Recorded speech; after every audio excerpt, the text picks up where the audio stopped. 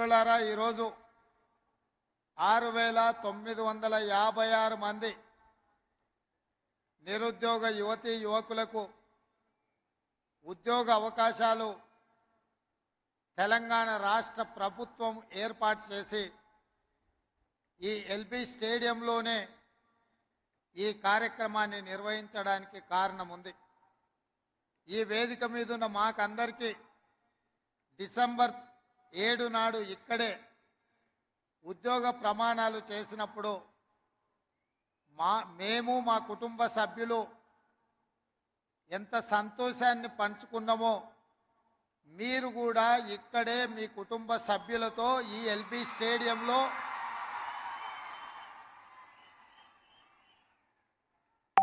మీరు ఆనంద పర్వదినము గడుపుకుంటుంటే మేమందరం మీ కుటుంబ సభ్యులుగా మీ సంతోషంలో భాగస్వాములు కావడానికే ఈ కార్యక్రమాన్ని ఇంత పెద్ద ఎత్తున మిత్రుడు దామోదర్ రాజనరసింహ గారు ఏర్పాటు చేశారు.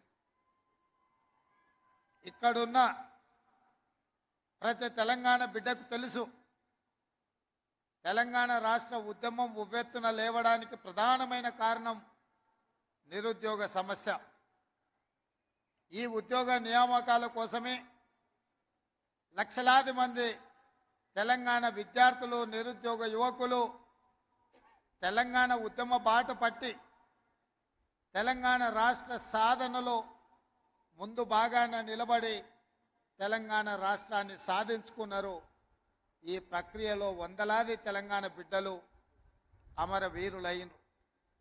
వాళ్ళ త్యాగాల పునాదుల మీద ఏర్పడ్డ ఈ తెలంగాణ రాష్ట్రం ఏ ఆకాంక్షల కోసం విద్యార్థులు, నిరుద్యోగ యువకులు, ఉద్యమకారులు ఉద్యమించినరో 10 సంవత్సరాలు ఆకాంక్షలు నెరవేరక ఆనాటి ప్రభుత్వం మీద పోరాటం చేస్తే, ఉద్యమాలు చేస్తే వాళ్ళ మీద అక్రమ కేసులు పెట్టి పోలీసులను పెట్టి అణిచివేయాలన్న ఆలోచన చేసిండ్రు తప్ప నిరుద్యోగ యువకులకు ఉద్యోగ ఉపాధి అవకాశాలు కల్పించాలి అని చెప్పి ఆనాటి ప్రభుత్వము ఆలోచన చేయలే.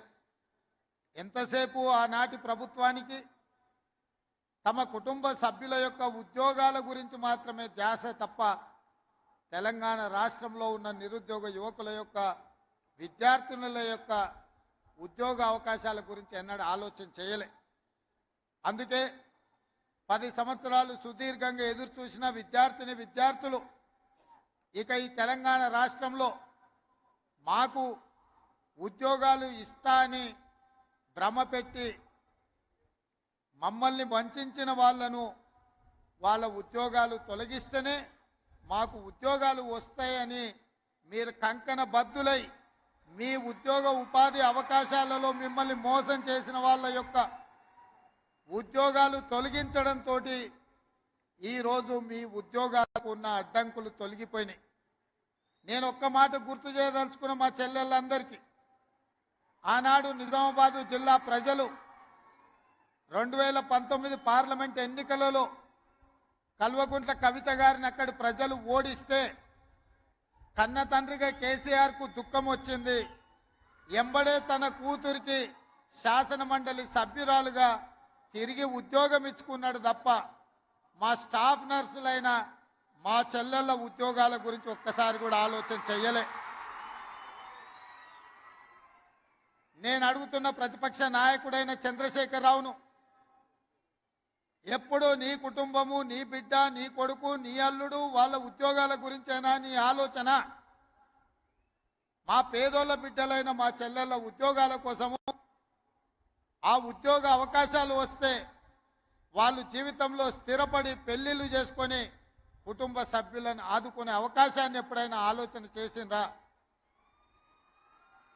ఈరోజు ఉన్న ఇబ్బందులను అధిగమించి ఇక్కడ 6,956 మంది తెలంగాణ నిరుద్యోగ యువకులకు, విద్యార్థులకు ఉద్యోగ అవకాశాలు ఈ ప్రభుత్వం కల్పిస్తే ప్రధాన ప్రతిపక్ష నాయకుడిగా మనస్ఫూర్తిగా ఈ ఆడబిడ్డలను ఆశీర్వదించకపోతే నీకు ఆ ప్రధాన ప్రతిపక్ష పాత్ర కూడా దండగా అని చెప్పి ఇక్కడ ఉన్న వాళ్ళు అనుకునే ప్రమాదం ఉంది. చంద్రశేఖరరావు గారు,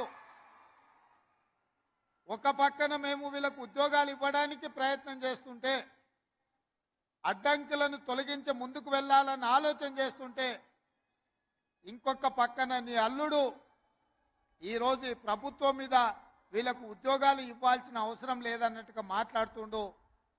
మీరైనా పిలిచి మీ అల్లుడికి గడ్డి పెట్టండి. ఈరోజు ఈ పేదోళ్ళ బిడ్డలకు ఉద్యోగాలు ఇవ్వడం ద్వారా ఇన్ని వేలాది మంది వెనకాల వాళ్ళ కుటుంబ సభ్యులు, వాళ్ళ అన్నలు, వాళ్ళ అక్కలు, వాళ్ళ తల్లిదండ్రులు వచ్చి ఈ సంతోషంలో భాగస్వాములై మా బిడ్డలకు ఉద్యోగాలు వచ్చినాయని ఈ సంతోష కార్యక్రమంలో పాలు పంచుకుంటుంటే వాళ్ళని అభినందించాల్సింది పోయి వాళ్ళకు ఉద్యోగాలు ఇస్తున్నందుకు మా ప్రభుత్వం మీద శాపనార్థాలు పెడుతున్నారంటే మీ ఆలోచన ఎట్లున్నదో, మీ వంకర బుద్ధి ఎట్లున్నదో ఇక్కడికి వచ్చిన వాళ్ళకే కాదు, ఈ రాష్ట్రంలో ఉన్న లక్షలాది మంది నిరుద్యోగ యువకులు ఆలోచన చేసే సందర్భం. అందుకే ఈ తెలంగాణ సమాజంలో ఉన్న ప్రధానమైన నిరుద్యోగ సమస్యను పరిష్కరించడానికి మా ప్రభుత్వం ఏర్పడిన వెంబడే తెలంగాణ పబ్లిక్ సర్వీస్ కమిషన్ని ప్రక్షాళన చేసి అక్కడ నూతనంగా ఖాళీలు ఉన్న దాదాపుగా 2 లక్షల ఉద్యోగ నియామకాలు చేపట్టాలన్న ఆలోచనతోటి మా మంత్రివర్గ సహచరులతోని యూపీఎస్సీ అక్కడికి వెళ్ళి ఆ చైర్మన్ను, అక్కడ విధి విధానాలను, అక్కడ నిర్వహణ విధానాన్ని పరిశీలించి ఈరోజు మా ప్రభుత్వం తెలంగాణ పబ్లిక్ సర్వీస్ కమిషన్ను పూర్తిగా ప్రక్షాళన చేసి నూతనంగా చైర్మన్ను, సభ్యులను నియమించుకోవడం జరిగింది. తొందరలోనే తెలంగాణ పబ్లిక్ సర్వీస్ కమిషన్ ద్వారా నియామకాలు, వైద్య ఆరోగ్య శాఖ ఇక్కడ ఉద్యోగ నియామకాలు వీరి ద్వారా, అదేవిధంగా పోలీస్ రిక్రూట్మెంట్ బోర్డు నుంచి తొందరలోనే 15,000 పైచిలకు పోలీసు ఉద్యోగ నియామకాలను కూడా చేపట్టడానికి ఈరోజు మా ప్రభుత్వము కృషి చేస్తున్నది.